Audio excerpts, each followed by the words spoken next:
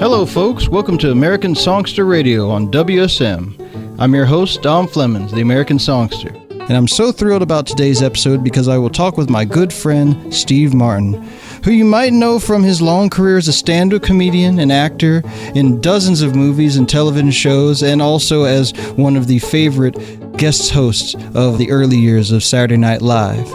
Also, I'll be sharing some epic music by my favorite banjo songsters who changed my life. Now, I can't play every single banjo song that changed my life because it would take all day and night and the next day, but this show will cover just a handful of my favorite players who are at the foundation of American roots music.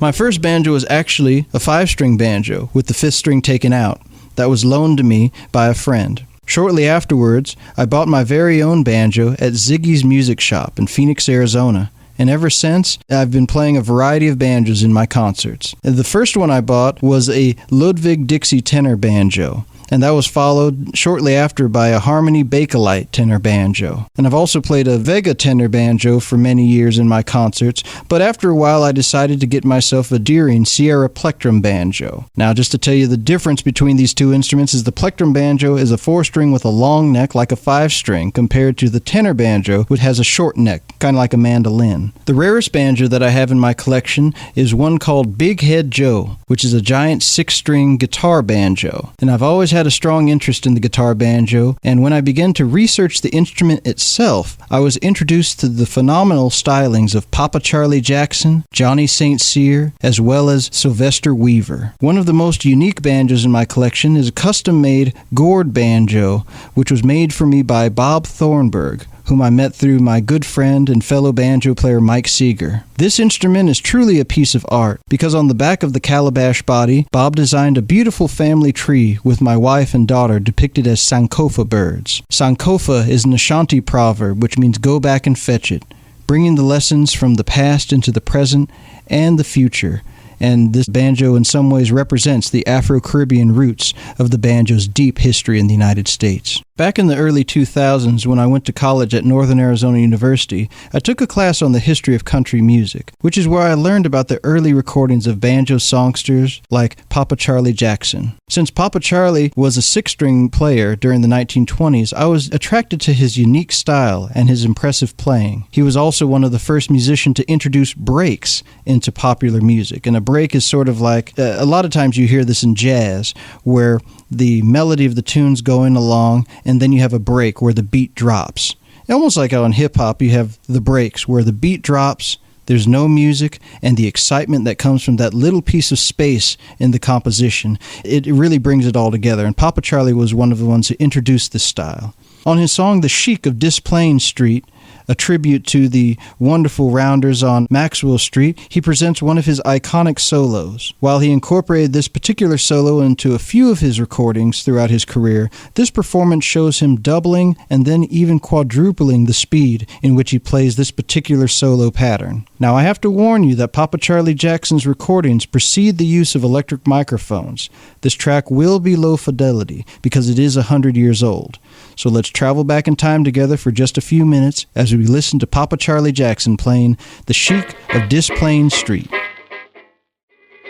The next banjo songster I'd like to introduce is a fellow named Gus Cannon, who was born in northern Mississippi but made his name in Memphis, Tennessee. I became aware of Gus Cannon through his album Walk Right In, which was recorded and then released on the Stax label out of Memphis, Tennessee in the early 1960s. This is a unique record because it's already an anomaly in the Stax archives, because Stax is usually associated with soul music of the 1960s, but to have a banjo recording from Gus Cannon was very unique for them at that time, and is actually linked to Estelle Axton, one of the original owners of Stax Records. In the early 1960s, the title track from the album, Walk Right In, a remake of one of Gus Cannon's 1920s recordings, became an international folk hit through the group The Rooftop Singers. Gus Cannon was one of the few 5-string banjo players to record in the 1920s. I've also written an extensive article about Gus Cannon in the Oxford American magazine going back into 2014,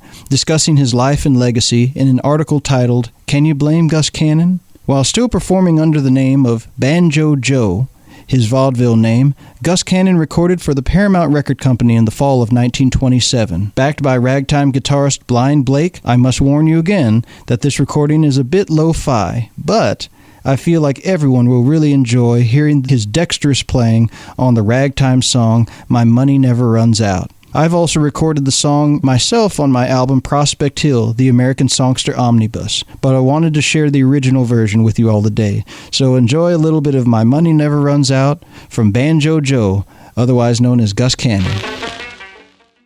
Hello folks, welcome back to American Songster Radio on WSM in Nashville, Tennessee.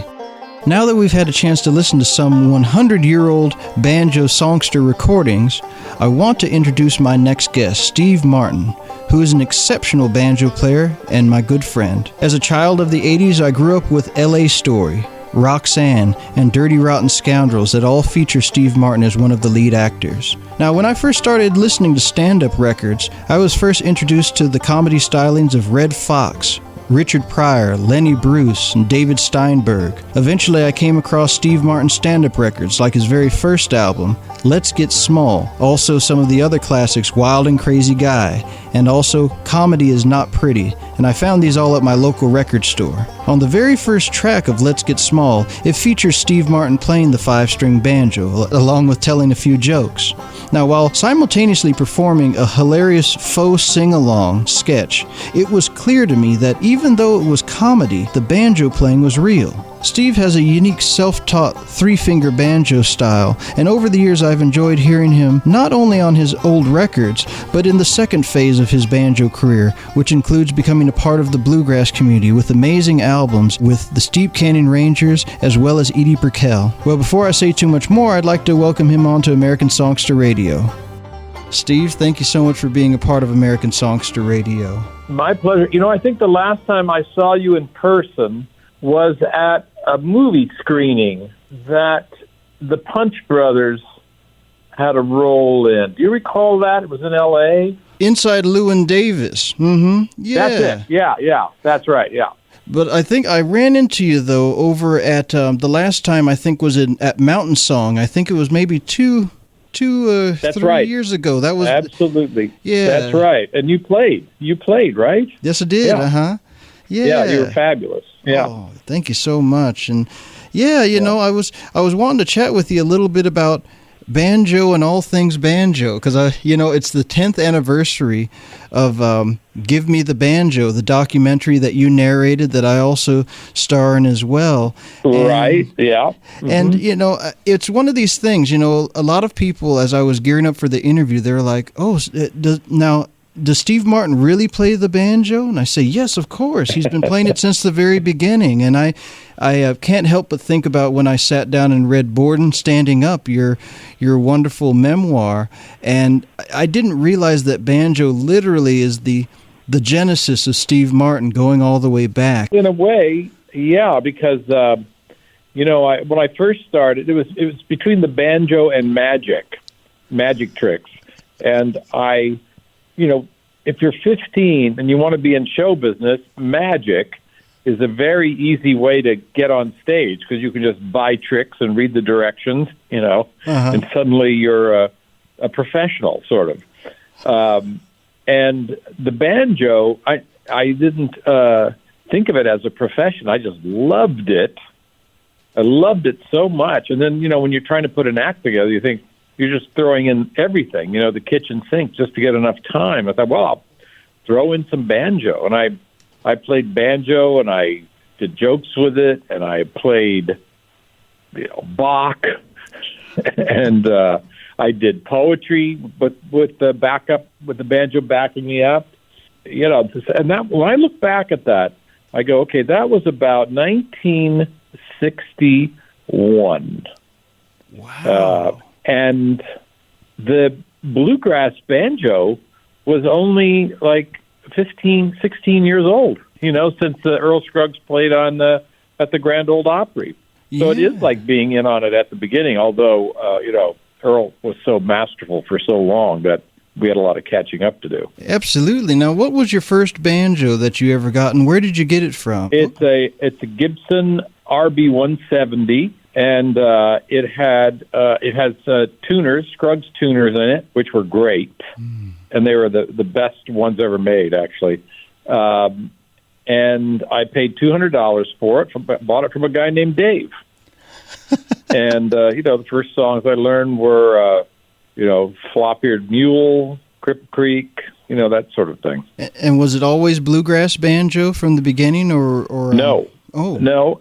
It was the first banjo I really heard was from folk music, and that was basically strummed. Pete Seeger strumming, which was great and very joyful, and I loved it so much. And I'd hear a song and I could part like the Red Sea, part all the other instruments out, so I could focus on the banjo because I just loved the sound.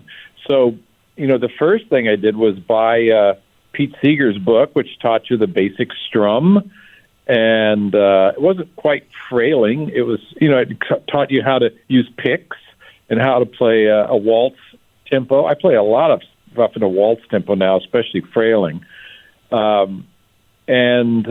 So I learned a few moves, and then, I heard Earl Scruggs play Foggy Mountain Banjo. I heard that album. I just went crazy. And I took one lesson. I think it was from Roger Sprung. I'm not sure 100%, but he drew out some patterns for me to learn. And of course, I was friendly with John McEwen, and John McEwen knew a lot and taught me a lot and shared a lot of information. And then this horrible thing happened. I heard that there was a lot of banjo compilation albums were coming out. So I started to hear frailing, or we call it, clawhammer. We always called it frailing, and I just fell in love with that too. And then I heard the mountain modal sound, and that got me further into it. I thought, oh no, I've got to learn all this stuff, and there was no teachers. I had John McEwen and one class. Oh, and I bought the Earl Scruggs book, How to Play the Five-String Banjo, and that helped quite a bit, too. You mentioned Roger Sprung, who's one of the unsung heroes of the progressive banjo bluegrass movement, of course, with his Folkways albums, Progressive Banjo, which are great for anybody who wants to get into another aspect of progressive banjo. I mean, that's wonderful. So I have his old banjo. Oh, wow, you have an old banjo. The Top Tension, RB75, RB18. I think it's an RB18. It's called this gold-plated Top Tension, and he carved his name inside the pot with his address, and then he sold it to John Hartford, and John Hartford did the same thing, carved his name and address inside, and then I got it, and I didn't have the heart to do any more carving on the banjo, so. Oh, that's amazing! So you got a little family Bible of banjo right there with the two guys, and their home addresses where they live. Oh, that's amazing! Oh, is there going to be a Steve Martin banjo museum so that we can catch all of the collection of banjos you've picked up? No. I've got a couple of good banjos, but I sort of gave up on very expensive master tone. You have to be a player who can rise to the occasion.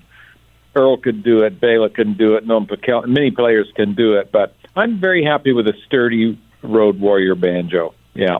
I've chose your version of Sally Gooden, which comes from the famous The Steve Martin Brothers record.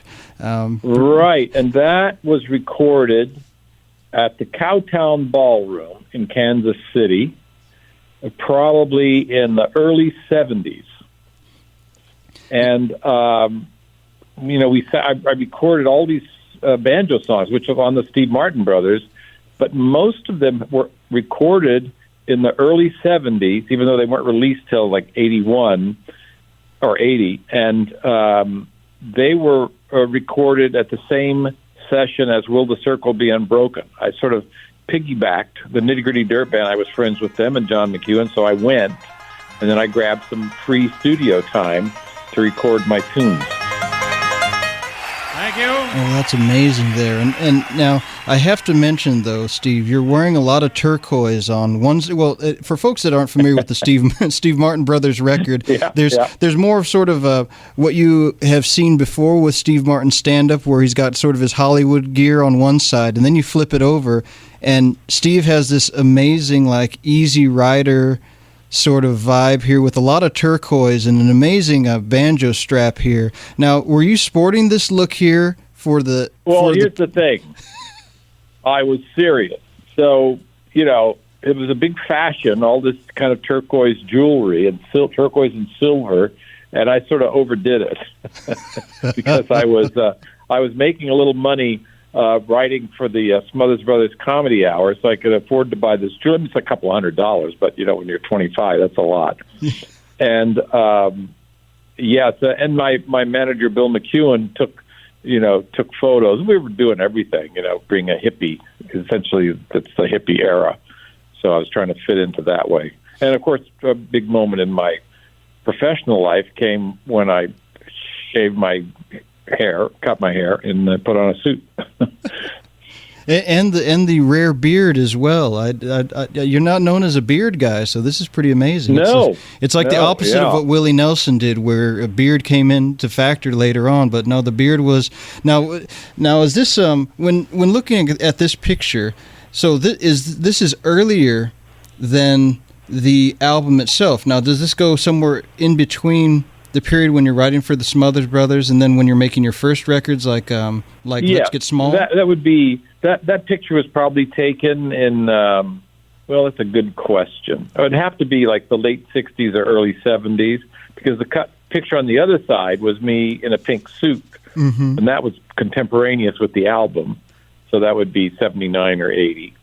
Oh. And the other picture was at least 10 years earlier. Yeah, because I've always wondered, because a lot of my first introduction to your banjo playing was, of course, from Let's Get Small, where you start off with the Rambling Guy medley, and I was wondering now when performing in a comedy setting with the banjo, because now you do more straight-ahead musical performances with comedy, and you sort of have it in sort of a two-segmented type of presentation.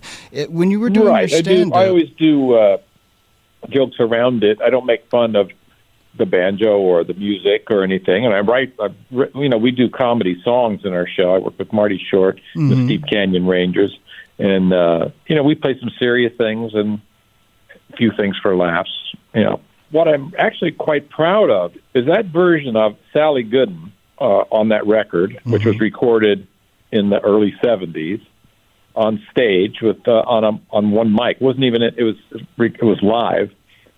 I honestly couldn't believe it when I heard it, how fast I was playing, and kind of flawlessly, and I was stunned. But that version was taught to me by the man himself, because John McEwen and I, this would have been the late '60s, he said, "Hey, Earl Scruggs is playing down in La Jolla," and his band. That's when he was already with the Earl Scruggs, it was called The Review. With his sons. With the sons, And so we met him backstage, and he taught me how to play Sally Gooden his way. Oh, wow. And that's exactly what I'm playing on that. I sort of made up the second part, but the first part is all just straight out of Earl Scruggs. Oh, that's beautiful. I mean, I didn't realize that. Actually, it's a very special track on there, and I love that it's the first one that starts out that side. But that makes a lot of sense, and of course, I can't help but also mention, especially to folks out there in the audience, if you've heard Earl Scruggs and then also hearing Steve, I love the fact that you're not...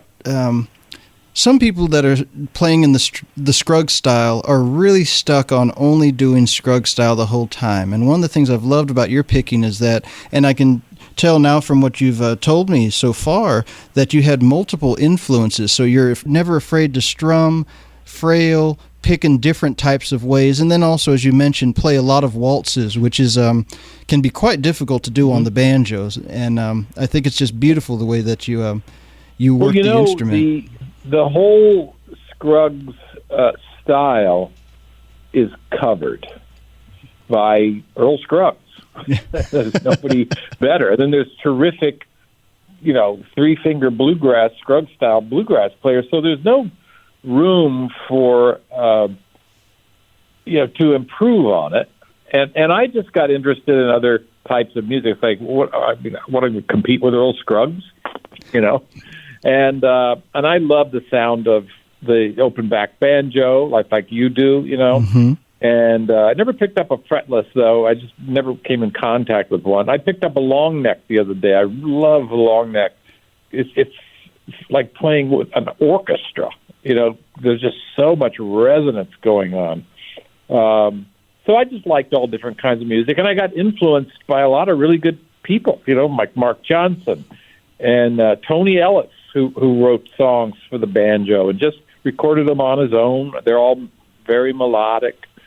And he did a lot of waltzes, but for some reason, clawhammer and frailing and waltz fits right in my hand for some reason. I don't know why. Now it's been, I guess, three. It's been about 3 or 4 albums that you've done now with Edie Brickell and working in a duo setting, and I guess that's including the live record that you did with you and the Steep Canyon Rangers. What was that like? I guess co-writing the songs or writing them and then having Edie come in? We co-wrote the songs. She wrote all the lyrics. All the lyrics are hers, and she also contributed to melody. And I would contribute the banjo melody, and sometimes she'd follow the banjo melody, and sometimes she would just take off on her own melody. So, but the banjo is always in the background playing what I originally wrote. She was so quick and so inventive. So a lot of the credit goes to her for those lyrical songs, But that was another step I had too. Was I could write instrumentals, but I didn't really understand how to write lyrics. And I was thinking one time, I said, how do they do that? I mean, if you're just playing G, going to C, how do you know what the melody is? And I was talking to Earl Scruggs one time, and I didn't even act on this right away. I was just saying, we were talking about playing backup. And he said, he says, all I do is I just play the melody. And I listened to that for like 20 years. I thought about that. And I thought, wait a minute, the songs I'm writing as instrumentals have melodies. Why don't I use that melody for the lyrics, and then wipe out the melody on the banjo and figure out what the chords are? So that opened the world of songwriting. It was just a simple workaround or mind trick, to be able to develop lyrics that work. That's amazing. I don't read music, so I had to, I didn't know, say, okay, well, if this is in C, then I can make this note here and that. I just had to figure it out. Absolutely, and I guess that would probably be similar to what happened with the Steep Canyon Rangers, where sort of you were able to expand your already really well-versed vocabulary on the banjo in a way that you had these new settings all of a sudden. Of course, the material with Edie Brickell tends to be sort of more slower and more ballady in nature, but then there's the Steep Canyon Rangers material you've done, and that tends to be there are some ballads in there, but you tend to have some just amazing pieces that you all throw down. I mean, it's just an amazing thing. I mean, it really changed my musical life when I hooked up with the Steep Canyon Rangers, because that's like a band that is so tight, and I had never played with a band. Yeah. And as we all know, it's very different when you're just playing alone and you're just setting your own rhythm, and you can go faster, you can go slower, And but with the band, you have to, like, it's a new way to think. So that took me a little while to get that, but that was really fun. And also, if you write a song, it sounds at first, it sounds, is anybody going to like this, or does it even make sense? But when you put it with a band, and there are great musicians, it suddenly takes off. It comes to life, and you realize, wow, it sounds better than I ever thought it could. Oh, amazing. Yeah, because I was thinking about it. I was like, I guess, I should ask you this now. Is there a song that sticks out in your mind as being a definitive moment when you started playing with Steep Canyon that made you say, oh, this is going to be good. This is going to be really good. Is there a particular tune that comes to mind? Or even when you all are playing in concert, is there a particular tune that in your mind? Yeah. Yeah. I had written the song The Crow. Mm-hmm. And the way that got written is I was in Scotland visiting Billy Connolly. And he had I hadn't heard any good new banjos. Mm-hmm. They were all sort of junky in the 70s. They were just, not the highest quality. And I visited him in the probably 90s, and he is playing a Stelling. And I said, that banjo sounds great. So I bought one, a Stelling, and it arrived at my house, and I opened it up out of the box and started just playing The Crow. Anyway, so this song sort of came out because I was determined to play more in double C because I love it. I just love it. And so the Rangers were coming into New York City, and they said, come on down. They were playing at a place, what was the name of the place? Joe's Pub. And they said, let's, we'll play a song together, The Crow. So we said, okay. So I go down there, we rehearse it, and we go on stage, and they're playing, and I thought, this song never sounded better than with these guys with their dynamics and the hits and everything. And that was the initial time I went, wow, this could really sound good. Oh, that's amazing! Yeah, that and I can only imagine that must have been just exciting to hear your own tune,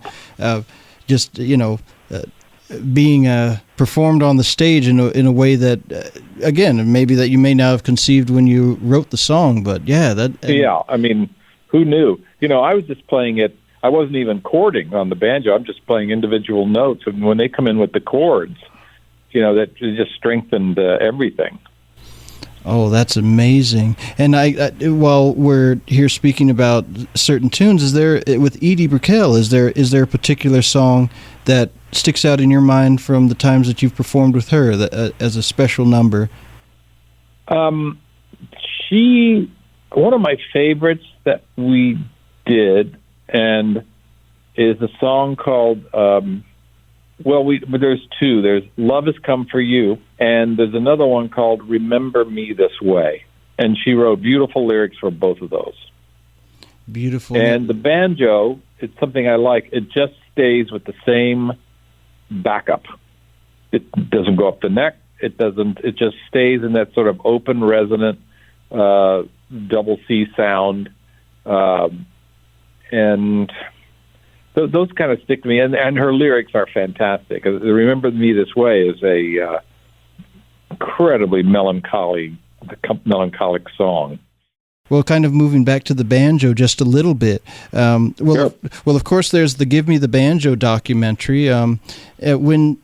Since we've been speaking about your roots as a banjo player yourself, when you did the Give Me the Banjo documentary, how familiar were you with some of the earlier history of the banjo being an African-derived instrument and a Caribbean instrument? Was that something that ever came up in conversation? I always, I was told when I first started playing the banjo in the sort of history of the Pete Seeger and all that the banjo is the only truly American instrument. So I did not know about its African history. And we assumed it. But we assumed it was a very different instrument that came over, which, it was, but it's still its origin is definitely there. And I loved that, what you guys are doing, bringing out the real history of the banjo, the fraught history. It is a real American sound. It's got so much history in it. Yeah, without a doubt. And it's great that you mentioned this as well. In Pete Seeger's book, How to Play the Five-String Banjo, on page 1, Pete even was advocating for the banjo's African American history just from the very beginning. So it's and that's a beautiful thing there to be able to talk about that, and of course the many facets that have followed behind. And of course you've taken a very active role in the continuation of tradition bearing in banjo by starting your own Steve Martin Banjo Prize. Could you tell me a little bit about that? I'll tell you. It's actually my wife and I and Stringfield that originated it, and we were backstage in Los Angeles. I can't remember the name of the theater, but Noam Pikelny was there, and he was playing. And I thought, this guy's like a classical level musician, and I was just talking to him, and he said he was still paying off his banjo. Because banjos can be very expensive, especially if you're a top player like that. You need the best instrument. And so we thought, hey, what if we did a prize, because it'll get attention and get some names. And that's what we did. And we organized. We got we got Allison Brown and Pete Wernick helped quite a bit with it, Tony Trischka and all the people on the board. And, the one thing we did is that we're not going to give it to any established masters. Well, although we did, but we just spent the first 10 years giving it to Earl Scruggs, And then it forced us to kind of look around and look at the diverse history of the banjo and women, all kinds of areas. And now, because it was getting expensive, we distribute it several ways. And instead of doing it for one person, we do it for 3 people or 2 people per year. And it's being run, and of course now it's escaping my mind the names of the people involved. So I'm sorry about that. But it's kind of been taken over. And I said, I can't possibly know about what the players are, what they're doing out there. So I handed it over to a new board to let them who are daily involved with banjo music, Oh, that's beautiful, though. It's a great way to give back. I mean, taking it back to all the enthusiasm and passion that you had for the banjo, and being able to give that back to a new round of players. And what's wonderful is it's not just a new generation of players, but you're also bringing people into the prize that have been around for a little bit, like this year, New Orleans banjoist Don Vappy, as well as Alan Mundi. Right, and we had, including the 4-string banjo, which we had never, we always sort of snubbed our noses at. And now it's making, with Wee Banjos 3 and that Irish sound and the Dixieland sound. I'm really glad about that. But, it's unfortunate, and I'm sure you know the history better than I do, but it's unfortunate that the black banjo players, that the banjo has taken over. So are there any good existing recordings of black banjo players? I mean, they're just few and far between. I mean, one of the main people is probably Gus Cannon is one that's translated over. In the show, I'm going to be talking a little bit about Papa Charlie Jackson as well, who played the 6-string guitar banjo. I can think of people like Elmer Snowden, who was had his own band, the Washingtonians, that Duke Ellington ended up taking over.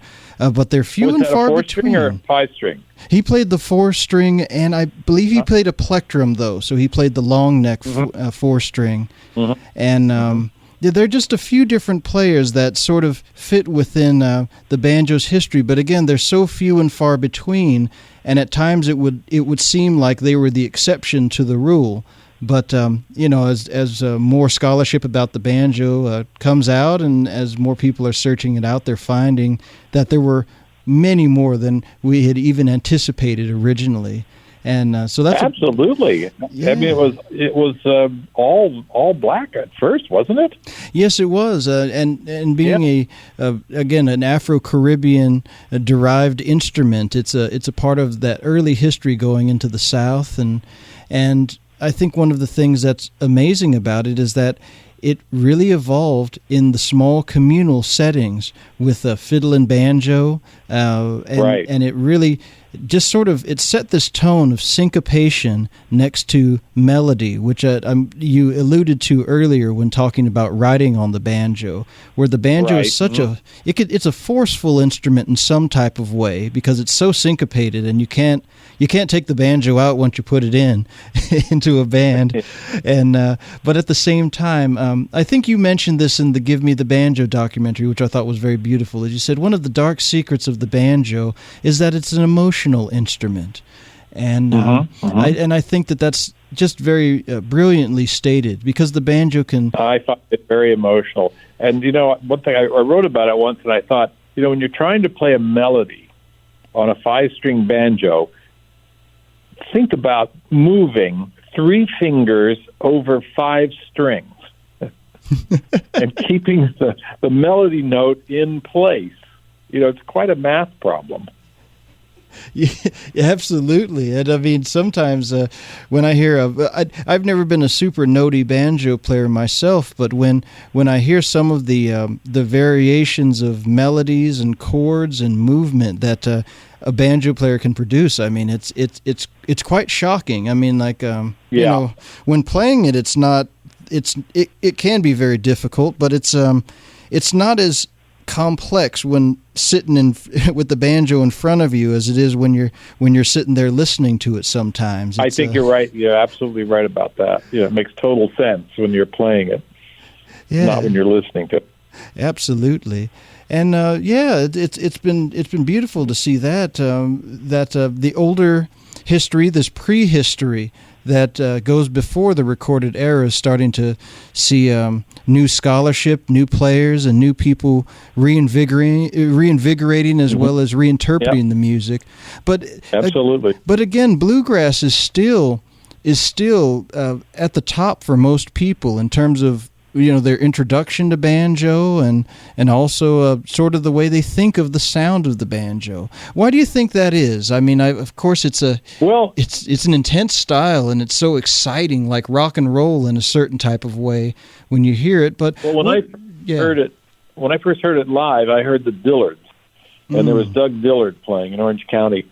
It was like looking at Jimi Hendrix.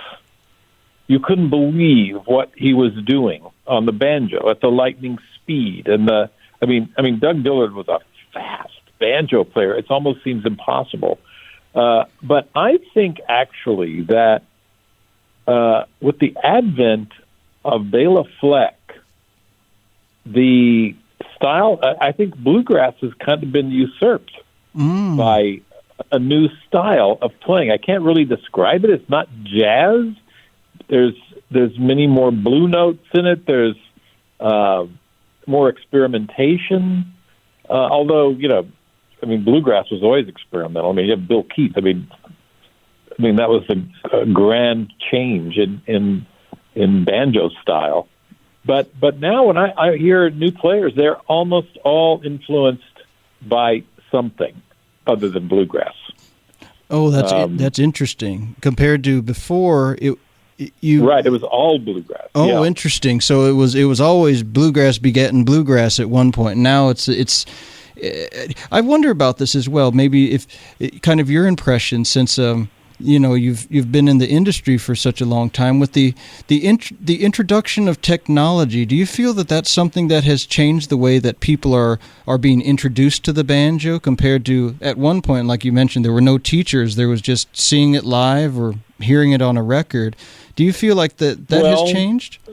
It's hard to answer because you could go on YouTube and get a banjo lesson immediately. Yes, true. The other day I went on and said, "How do I tune my daughter's fiddle?" You just call up a YouTube thing and you go, "Oh, that's how you do it." Okay. And so I assume there's a lot more access, I guess. Well, Steve Martin, it's been just a pleasure to have you on American Songster Radio. I mean, as always. Yeah, thanks a lot for having me. It was great to talk with you. Absolutely, and thank you so much for filling us in on your amazing journey on the banjo that still continues to this day. And hopefully next time around we'll get a chance to sit and pick a little bit. Okay, all right. Thanks a lot. I'll talk to you later. All right, take care, Steve. Thank you so much. All right. The last banjo player I'd like to introduce is probably one of the most well-known and well-loved banjo players of all time. Steve and I can attest to the brilliance of Mr. Earl Scruggs. He was born in 1921 in Shelby, North Carolina, and he started playing banjo at 5 years old. Ever since he was a kid, he lived and breathed the banjo and took his passion with him to the Grand Ole Opry and beyond. He played with Bill Monroe and the Bluegrass Boys for many years before starting his long career with Flatt and Scruggs, as well as later on making his own group, the Earl Scruggs Revue, with his sons. Not only was he incredibly successful and a superstar banjo player, but he led the way for a new generation of pickers like Bela Fleck and Tony Trischka and Bill Keith, as well as people like Noam Pikelny. I first heard Flatt and Scruggs, like most people did, through the television series The Beverly Hillbillies, and also the movie Bonnie and Clyde. Even nowadays, when you learn how to play the banjo, the two main styles are either clawhammer or Scruggs style, with its distinctive three-finger rolls. You know, in the course of the interview, Steve mentioned an album that I had picked out and a particular song that I absolutely love by Earl Scruggs. I wanted to pick a song off the Foggy Mountain Banjo album that I've loved for so many years, a piece called Ground Speed. And it was wonderful to hear Steve Martin mention this album specifically, because this is just one of the quintessential Flatt and Scruggs numbers if you want to hear that old-timey sound from them. This will give listeners a preview of Earl's distinctive propulsive style and why it became an iconic style for so many people. Well, I hope you all enjoyed listening to today's episode about banjo songsters that changed my life. Don't worry, we have to do another banjo songster episode in the near future. I want to send a special thanks to our producers, WSM Radio, Vania Kennard, Jeff D'Elia, and WSM's own JP Tennell. Lastly, make sure to check out my website, theamericansongster.com, for my tour and album updates. Don't forget to follow me at Dom Flemons on Instagram, Twitter, Facebook, and all of your favorite streaming platforms. You can subscribe to my YouTube channel, follow my Spotify playlists, order merch from my online store, or you can send me an email with all your comments and questions to domflemonsmusic@gmail.com. Well, you've been listening to American Songster Radio on WSM. Catch you all down the road. Catch you next time around.